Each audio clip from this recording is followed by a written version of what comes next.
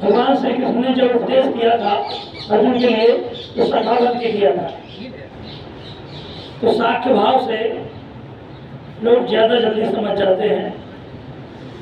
गुरु तेग बहादुर जी के पुत्र थे गुरु गोविंद सिंह जी, और तेग बहादुर जी की जो धर्मपत्नी थी बहादुर सिंह, उनका नाम था तेग बहादुर जी कहते थे उनको। गुरु परंपरा में पिता ही उनके गुरु हुआ करते थे। हाँ ठीक, पिता ही उनके गुरु हुआ करते थे। तो गुजरी देवी का नाम सुना होगा। अभी आचार्य जी ने कहा कि हाँ गुजरी देवी, अभी आचार्य जी ने कहा कि ऐसा नहीं कि वो एकाएक ऐसा करने लगे,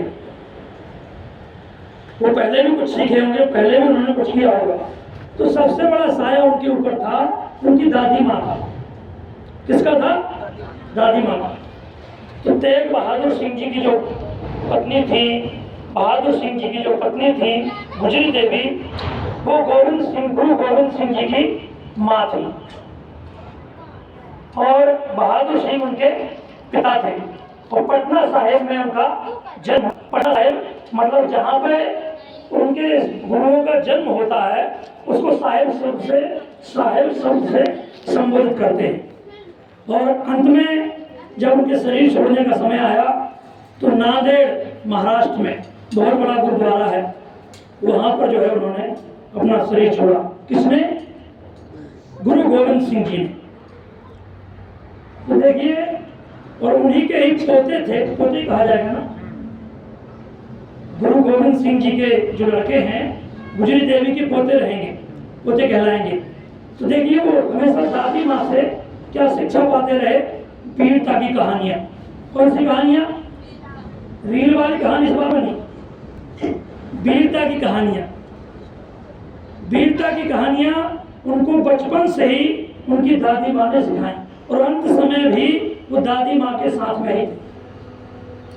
तो दादी माँ उनको साहस देती रही, हिम्मत देती रही कि बेटा धर्म के लिए प्राण न्यौछावर हो जाए, लेकिन धर्म नहीं जाना चाहिए, सत्य नहीं जाना चाहिए, वचन नहीं जाना चाहिए, संकल्प नहीं जाना चाहिए। अपने कर्म पर हमको जो है एकदम निश्चिंत रहना चाहिए, एकदम जैसे कहा जाए कि डिगना नहीं जरा भी।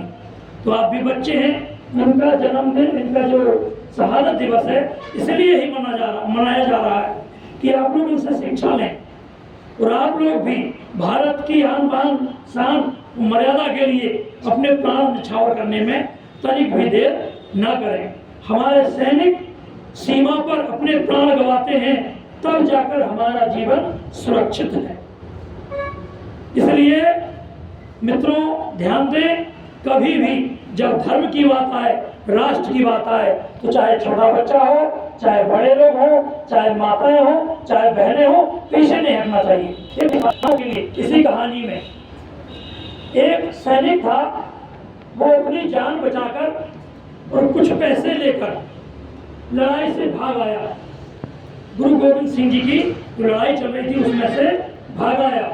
तो वो घर में जाकर अपनी पत्नी से बताया, क्योंकि औरंगजेब शासक था उस समय, और औरंगजेब के जो वजीर खान थे वो मंत्री जो भी रहे हों, तो औरंगजेब के आदेश पर ही, वही औरंगजेब याद रखिए जिसने हमारे मंदिरों को तोड़ा था, हम लोग उसे कभी नहीं भूलेंगे। और कोई औरंगजेब पैदा होगा भारत में तो उसको जड़ से उखाड़ दिया जाएगा, ध्यान रखना। लोग भारत में लुटेरों को आगे लाना चाहते हैं, बाबरी मस्जिद बनाना चाहते हैं, लेकिन ऐसा भारत में नहीं होने देंगे हम लोग। बनाना है तो अब्दुल कलाम के नाम पर बनाइए, राष्ट्रभक्तों के नाम पर बनाइए, वीर अब्दुल हमीद के नाम पर बनाइए, लेकिन अधर्मियों के नाम पर, दुष्टों के नाम पे भारत में कोई भी इमारत खड़ी नहीं होनी चाहिए। ये सब हमारा संकल्प, आपका संकल्प रहना चाहिए। तो देखिए माता जी, बहन जी, बच्चियों ध्यान दीजिए, क्या किया उस सैनिक की पत्नी ने? अपने पति को घर से धक्के मार के बाहर निकाल दिया, कहा कि जा डूब मर पानी में, तू हमारा पति कहलाने के योग्य नहीं है, तूने मुसलमानों का धन खाने के लिए अपने देश से गद्दारी की है, अपने गुरु से गद्दारी की है, हम तेरा त्याग करते हैं। तो फिर वो माँ के पास पहुंचा तो माँ ने भी वही किया। माँ ने तो उठाई लाठी और उसको मारना शुरू कर दिया, भाग मेरे घर से, तेरे जैसे बच्चों की मेरे को जरूरत नहीं।